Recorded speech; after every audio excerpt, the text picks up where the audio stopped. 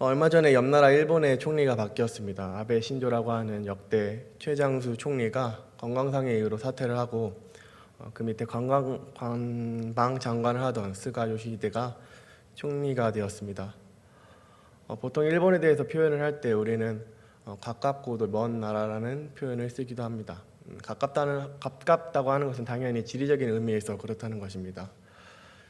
서울에서 제주도까지 비행기로 한 1시간 조금 더 걸리는데 인천에서 오사카까지가 1시간 반 정도 걸립니다. 그리고 도쿄까지는 2시간이 조금 더 걸립니다.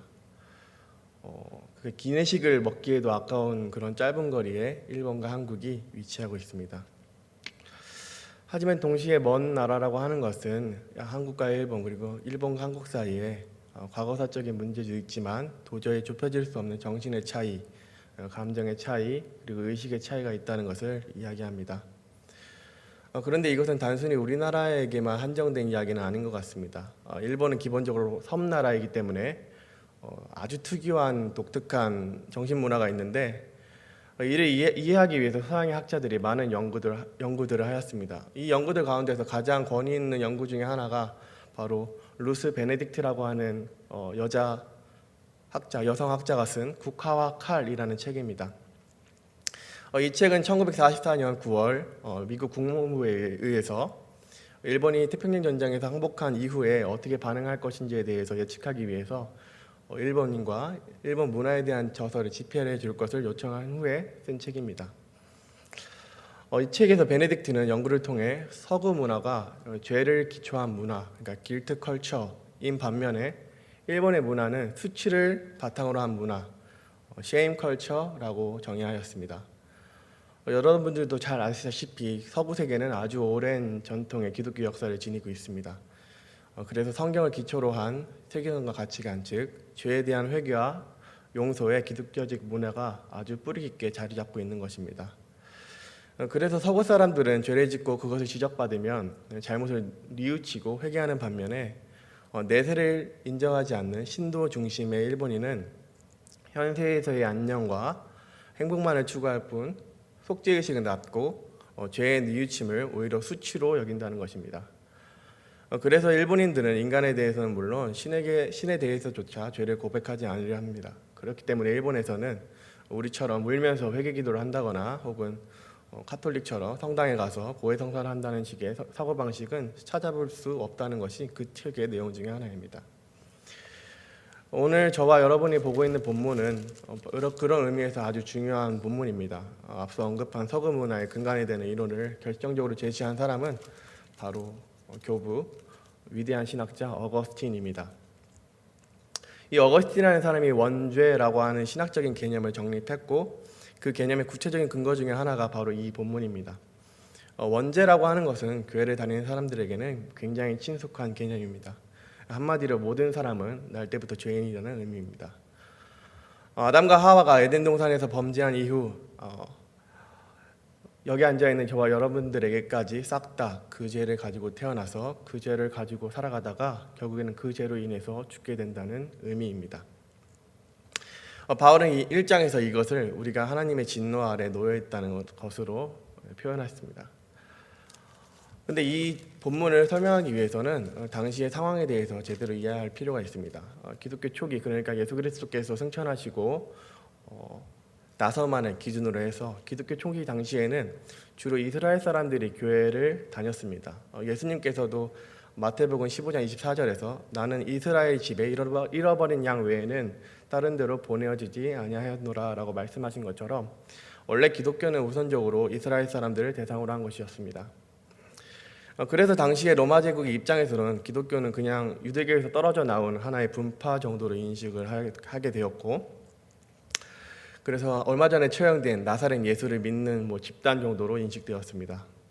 이 이야기를 더 하게 되면 길어지기 때문에 여기까지 하고 어찌되었든지 간에 교회는 주로 이스라엘 사람들을 중심으로 이루어지게 된 것입니다. 하지만 복음이 점차적으로 확대되고 이스라엘 사람뿐만 아니라 이스라엘 사람들이 이방인이라고 부르는 헬라인들과 그 밖에 여러 민족들 가운데서도 예수를 믿는 사람들이 나타나게 되었습니다. 성경에서 바울은 자기 자신의 정체성을 나타낼 때 크게 두 가지의 설명을 하게 되는데, 첫 번째는 자신이 선포된 그리스도를 섬기는 사람이다라는 표현이고, 두 번째는 이방인을 위한 사도라는 표현입니다. 그래서 갈라디아서 2장 8절에서 베드로는 할례자의 사도이지만 자신은 이방인의 사도로 부르셨다라고 고백하였습니다. 그렇기 때문에 바울에게는 이방인들을 섬기는 것이 중요했고, 비록 자신의 유대인 중에 유대인이라고는 베냐민 지파에서, 그것도 가말리엘의 문화에서 엄격한 율법 교육을 받은 유대인이라고 할지라도 이방인들과 유대인들이 하나님 앞에서 차별이 없다는 것을 드러낼 필요가 있었습니다. 그래서 로마서 서두에서 바울은 유대인에게나 헬라인에게나 하나님의 복음, 즉 하나님의 구원이 동등하게 제시가 된다고 강조하고 있습니다. 하지만 바울은 거기에서 끝나는 것이 아니라 이것을 더욱 확장시켜서 하나님의 구원뿐만 아니라 하나님의 심판 역시도 유대인이나 헬라인 모두에게 제시된다는 것을 말하고 있습니다. 왜냐하면 당시에 유대인 가운데 같은 교회를 다니면서도 자신들이 구약을 소유하고 있다는 생각으로, 혹은 자신들이 율법을 소유하고 있다는 생각을 가지고 남을 정죄했던 사람들이 있었기 때문입니다. 그래서 2장부터 본격적으로 하나님의 심판이라는 말이 나오게 됩니다. 우리나라 말로는 잘 드러나지 않지만 하나님의 심판이라는 말은 하나님의 판단이라는 말로도 번역이 되는데, 율법을 가지고 남을 판단하는 유대인들에게 바울은 유대인들조차 하나님의 판단을 피할 수 없으며 하나님의 의로우신 심판 아래에 유대인과 헬라인과 유대인이 놓여 있다는 것을 말하고 있는 것입니다. 이는 본문의 결론 부분에서도 드러나는데 11절에서 하나님께서는 외모로 사람을 취하지 않는다는 것을 바울이 이야기하고 있습니다. 즉 이 심판 가운데 놓여 있다는 것은 유대인에게나 헬라인에게나 매 한 가지라는 뜻입니다. 즉 하나님의 판단, 심판이라는 것은 누군가에게 소유되는 것이 아니라 그것은 전적으로 하나님의 것이고 하나님의 일이자 하나님의 법정에서 이루어지는 하나님의 판단이라는 것입니다. 앞서 언급한 루스 베네딕트는 서양 문화, 그러니까 기독교의 윤리의식이 이 바로 원죄의식으로부터 출발하였다고 이야기하는데, 이것은 진실이긴 하지만 절반의 진실에 불과합니다. 왜냐하면 모든 사람이 죄인이고 나도 죄인이라는 사실 자체가 내가 올바로 똑바로 살아야 될 이유를 제시하는 것은 아니기 때문입니다.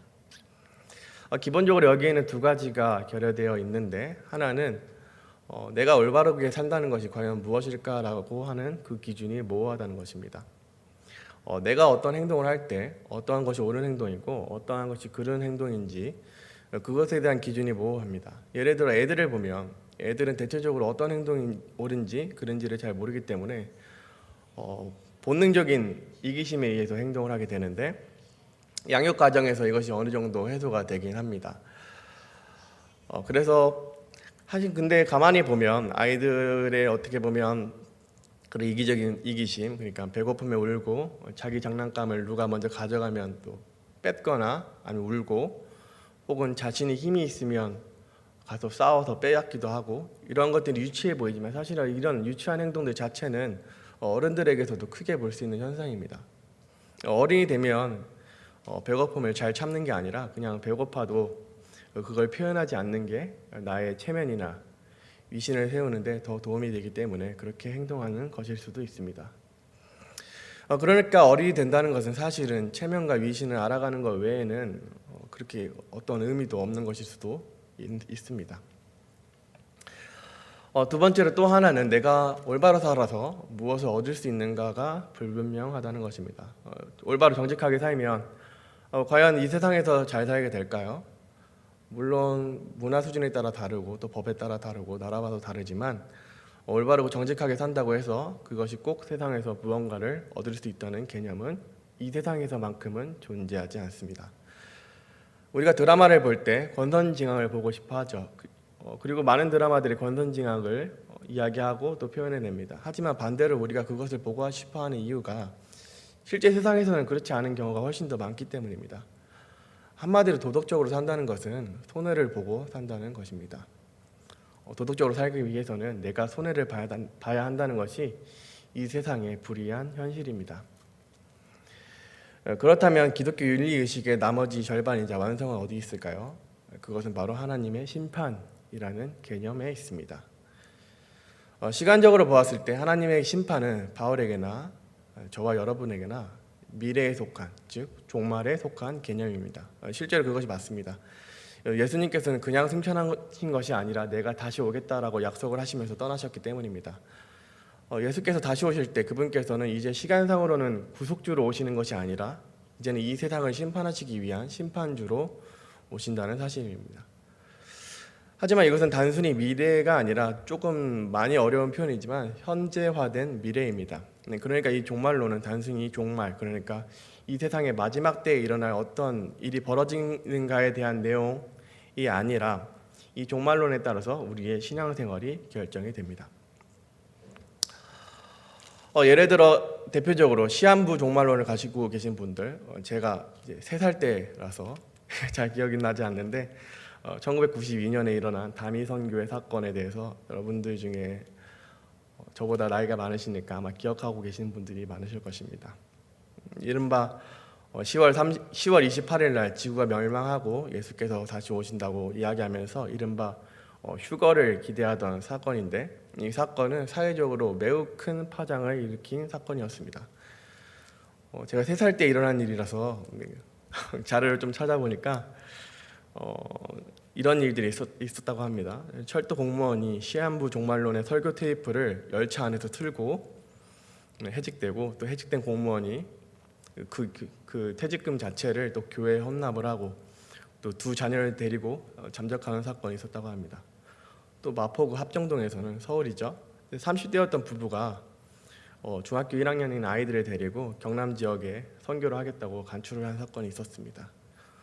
또 부산의 한 시민은 부동산 1억 원을 매각해서 그 돈을 종말론 교회에 헌금했습니다. 그리고 광역 대구의 한 시민은 전세금 700만 원을 헌금을 하고 교회에 기거하면서 선교 활동을 했습니다.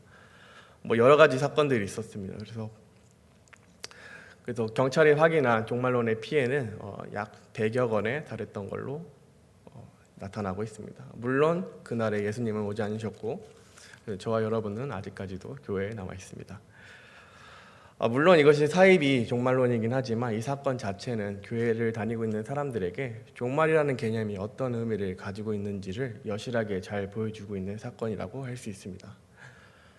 그러니까 이 사람들은 단순히 어떤 미래에 대해서 왜곡을 한 것이 아니라 미래를 왜곡함으로써 현재의 삶까지도 파괴를 시킨 것입니다. 이렇게 기독교에서 종말론이라고 하는 것은 단순히 미래에 일어날 일을 예측하는 것이 아니라 현재를 살아가고 있는 사람들의 삶을 전반적으로 지배하고 있는 힘을 가지고 있습니다. 말이 조금 어려울 뿐이지 사실은 하나님을 믿는 사람들에게는 누구든지 다 가지고 있는 생각입니다. 우리 하나님을 믿는 사람들은 단순히 현재를 살아가는 것이 아니라 미래와 연결되어 있는 현재를 살아갑니다. 마지막 때가 있고 최후에는 하나님의 심판이 있으며 바로 그 심판이 지금 우리가 여기에서 어떻게 살아가야 되는지에 대해서 결정해 준다는 것입니다. 하나님의 심판은 비록 미래에 펼쳐질 일이지만 그 미래는 우리에게 하나님 앞에서 어떻게 행동해야 되는지에 관해서 물어보고 있습니다. 그러므로 무엇이 옳은지 그른지에 대해서는 우리가 판단을 하는 것이 아니라 전적으로 하나님 앞에서, 그리고 하나님께서 하신 말씀에 따라서 우리의 행동을 가다듬어야 하고, 그리고 그 행동을 통해서 우리가 손해를 보거나 피해를 보는 한은 있더라도 하나님의 심판이 있다는 사실을 직시하면서 그 행동을 하여야 합니다. 이것이 바로 기독교의 윤리의 기초이자 기본입니다. 우리의 구원이 믿음 때문이냐 행위 때문이냐, 이것을 이분법적으로 생각을 하는 것은 성경이 말하는 핵심적인 질문이 아닙니다. 성경이 하나님의 심판이라는 거대한 질문을 통해서 우리를 향해서 질문을 했을 때 우리는 그 질문에 대해서, 그리고 그 질문에 대해서 정확하게 답을 하는 것이 중요합니다. 성경은 원래 그런 책입니다. 믿음이냐 행위냐, 그것을 따지는 것이 성경의 목적이 아니라 믿음을 통한 행위, 그리고 행위를 통해 증명되는 믿음이 바로 하나님 앞에 놓여졌다는 사실을 성경은 우리에게 이야기하고 있습니다. 그러므로 이것도 행하고 저것도 버리지 말지니라 라는 예수님의 말씀을 항상 마음에 새겨야 됩니다. 요즘 우리는 언택트 사회 속에서 살아가고 있습니다. 언택트 사회 속에서 우리는 교회로 모이는 횟수가 줄어들었고 집에 있는 시간이 늘어났습니다. 점점 사적인 생활 시간이 늘어나면서 아이들을 집에서 보는 시간이 늘어나게 되었습니다. 물론 코로나로 인해서 교회의 피해가 극심하긴 하지만 반대로 생각해 보면 한국 교회가 사적인 영역에서 하나님을 어떻게 섬겨야 하는가에 대해서 한 번쯤은 고민해 볼 시기라고 생각을 합니다. 우리는 그동안 공적인 영역에서 어떻게 하나님을 섬겨야 할 것인가에 대해서 주로 고민해 왔습니다. 주로 교회에서 하나님을 섬겨왔고 교회에서 무언가를 열심히 해서 하나님의 기쁘시게 해드려야겠다는 생각을 해왔습니다. 물론 그것도 필요한 일들이었고 교회 중심의 신앙생활이라는 것이 필요한 일이었지만 우리는 이러한 교회 중심의 신앙생활이 우리의 내적이고 사적인 공간에서까지의 신앙생활로 제대로 뿌리 박혔는가에 대해서 한 번쯤은 심각하게 고민을 할 필요가 있습니다. 단순히 교회 생활로만 머무는 신앙생활이 아니라 언제 어디서든 심지어 나의 가장 개인적인 공간이라고 할 수 있는 집에서도 신앙생활이 과연 가능한지에 대해서 물어보는 것이 바로 현 시대를 통한 하나님의 질문입니다. 하나님을 믿는 사람이라면 이 질문에 대해서 제대로 대답할 수 있어야 합니다. 왜냐하면 교회에서나 집에서나 우리는 모두 하나님의 심판 아래에 놓여 있기 때문입니다. 교회에서 섬겼던 하나님께서 가정에서도 함께하고 계십니다. 그러므로 이번 사태는 가정에서의 신앙생활을 전반적으로 점검할 수 있는 기회입니다.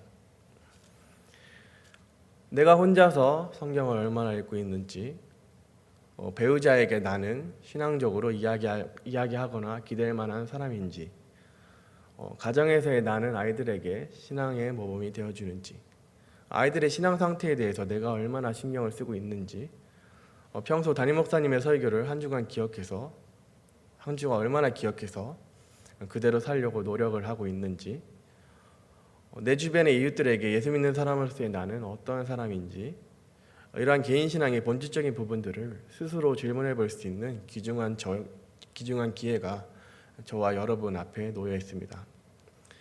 이러한 질문들을 하나하나 차분하게 풀어가다 보면 이 코로나 사태가 끝나고 난 이후의 신앙은 더 성숙히 있을 거라고 생각합니다. 그것이 바로 하나님의 심판 앞에서, 즉 하나님 앞에서 우리가 취해야 될 신앙의 자세이기 때문입니다. 사랑하는 약대중학교의 성도 여러분, 하나님의 심판 아래 놓여있는 우리는 전부 다 죽을 수밖에 없는 죄인이었지만 예수 그리스도의 희생으로 말미암아 구원을 받은 사람들입니다. 하지만 구원받은 사람들이라고 해서 하나님의 심판으로부터 벗어날 수 있는 것은 아닙니다. 오히려 예수를 믿고 나면 우리를 향한 그 심판이 바로 우리를 향한 사랑이라는 것을 깨닫게 되고 그 사랑에 따라 살아가게 됩니다. 하나님께서 독생자를 우리에게 보내시고 우리를 그의 값으로 사셨습니다. 그러므로 우리는 모두 그의 것입니다. 우리는 그의 것으로서 세상의 빛과 소금의 역할을 잘 감당하여야 합니다. 그것이 바로 우리를 향한 하나님의 계획이기 때문입니다. 오늘도 이 놀랍고도 아름다운 하나님의 계획 속에서 살아가시는, 그래서 자기 자신을 찾아가시는 성도님들 되시기를 주님의 이름으로 축복합니다. 기도하겠습니다. 사랑이 많으신 하나님 아버지, 감사합니다. 오늘도 또 이렇게 온라인으로 그리고 적게나마 오프라인으로 예배드리게 하신 것 진심으로 감사합니다. 우리는 모두 말씀을 통해서 우리가 모두 하나님의 심판 아래 놓여있다는 사실을 알게 되었습니다. 우리의 모든 행동이 하나님 앞에서 진실되게 하여 주시고 하나님의 의로우심과 선하심이 우리를 통해서 나타날 수 있도록 주여 우리를 붙잡아 주옵시고 인도하여 주옵소서. 아직도 코로나 바이러스로 신음하고 있는 사람들이 참으로 많습니다. 그들의 마음을 어루만져 주시고 하루속히 어둠의 날들이 사라질 수 있도록 주여 역사하여 주옵소서. 감사드리며 살아계신 우리 주 예수 그리스도의 이름으로 기도드립니다. 네.